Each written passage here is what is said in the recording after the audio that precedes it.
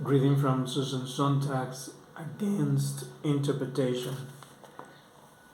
I'm in chapter first, and the first chapter, Against Interpretation, number 3. What situation could prompt this curious project for transforming a text? History gives us the materials for an answer.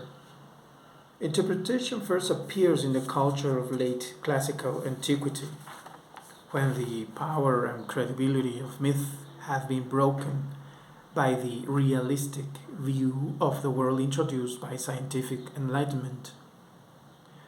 Once the question that haunts post-mythic consciousness, that of the seemingly of religious symbols, have been asked, the ancient texts were, in their pristine form, no longer acceptable. Then interpretation was summoned to reconcile the ancient text to modern demands. Thus, the Stoics, to accord with their view that the gods had to be moral, allegorized away the rude features of Zeus and his boisterous clan in Homer's epics. What Homer really designated by the adultery of Zeus with Leto, they explained, was a union between power and wisdom. In the same vein, Philo of Alexandria interpreted it like literal historical narratives of the Hebrew Bible as spiritual paradigms. The story of the Exodus from Egypt, the wandering in the desert for 40 years, and the entry in the Promised Land, said Philo, was really an allegory of the individual soul's emancipation, tribulations, and final deliverance.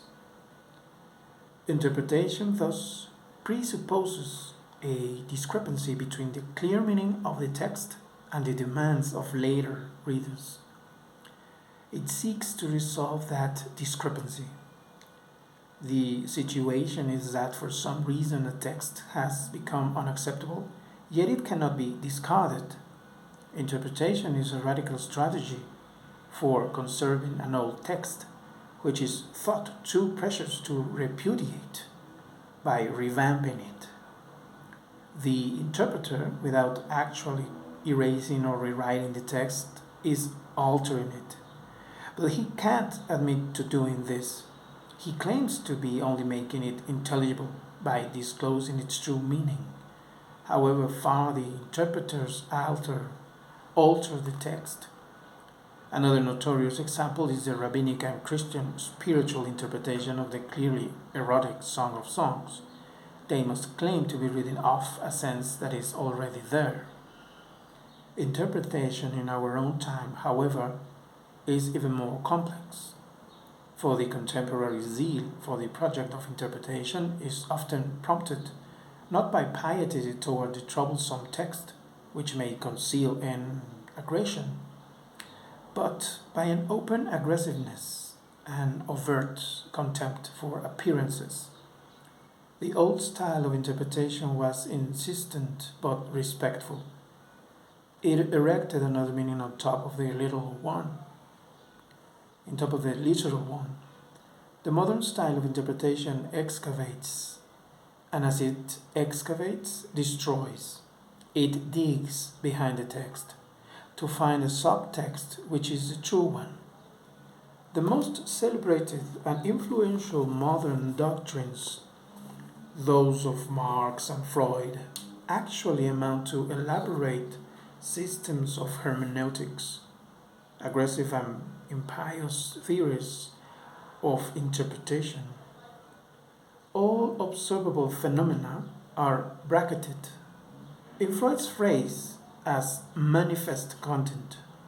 This manifest content must be proved and pushed aside to find the true meaning, the latent content beneath.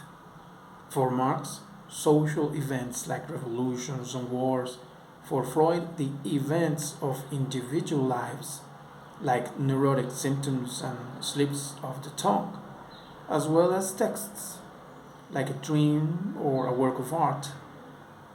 All are treated as occasions of interpretation.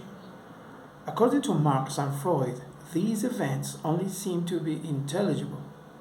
Actually, they have no meaning without interpretation. To understand is to interpret.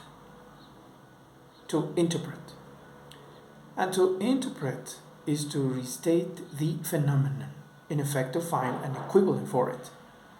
Thus, interpretation is not, as most people assume, an absolute value, a gesture of mind situated in some timeless realm of capabilities. Interpretation must itself be evaluated within a historical view of human consciousness. In some cultural contexts, interpretation is a liberating act. It means of revising. It is a means of revising, of transvaluing, or of escaping the dead past. In other cultural contexts, it is reactionary, impertinent, cowardly, stifling. Very nice.